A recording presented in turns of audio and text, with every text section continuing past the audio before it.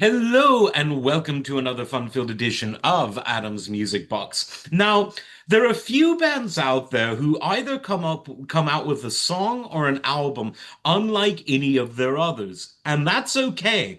But what happens if that album is a big hit and then people go back to their back catalog and say, are these the same people? And one of these days it might actually be interesting to get a show full of that. I mean, some people claim that the song Touch of Grey by the Grateful Dead falls into that category because it sounds a bit mainstream poppy, and they were anything but mainstream pop. I would say that there's a lot more consistency there than people would expect. But one album that to me takes the cake, takes the gold medal for being unlike the previous albums of said band is Roxy Music's grand finale, Avalon, from 1983.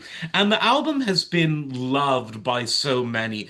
It's got a kind of smooth feeling. It's sort of mainstream pop with a combination of sort of sophisticated R&B style production with some sort of jazzy innuendo thrown into it, if any of that makes sense, which it probably doesn't.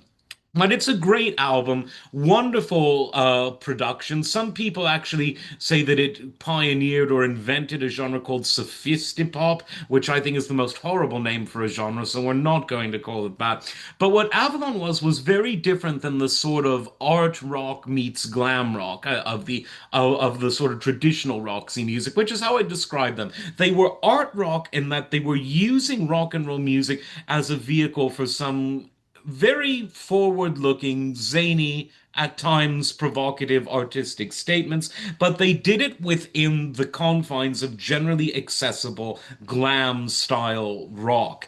But with this album, they took things just in a totally different direction with that new production style, so many layered synthesizers, saxophone, and unusual percussive instruments. And the overall effect was an album that most people really like because it had an incredibly fresh sound. It was using instruments and production techniques that in 1983 were really cutting edge, but much like Peter Gabriel's So, which I said is the album of the 80s that has aged the best, in spite of the fact that it uses all those quintessentially 80s sounds, maybe I could have said Avalon equally so. I think there's a strong case to be made for that. So definitely check the album out but if you love it, that isn't a guarantee that you'll love the other music in the Roxy catalog. Something interesting for you to think about there anyway.